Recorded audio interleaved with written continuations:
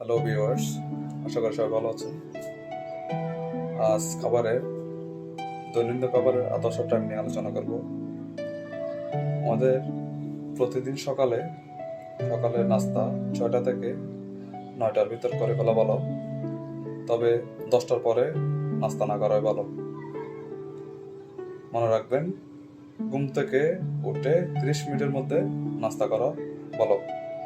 আর দুপুরের খাবার 12:30 থেকে 2টার মধ্যে সেরে ফেলা ভালো, তবে বিকাল 4টার পরে দুপুরের খাবার গ্রহণ না করাই ভালো। মনে রাখবেন, সকালের খাবার এবং দুপুরের খাবারের মধ্যে 4 ঘন্টা ব্যবধান থাকাবো। 4 ঘন্টার ভিতরে খাবার গ্রহণ করা উচিত। আর রাতের খাবার আদর্শ টাইম হচ্ছে যে সন্ধ্যা 6টা থেকে 9টার ভিতরে, তবে রাত 10টার পরে রাতের খাবার গ্রহণ না করা উচিত। একটা কথা বলা করে মনে রাখবেন, রাতে ঘুমানোর 2 থেকে 2.5 ঘন্টার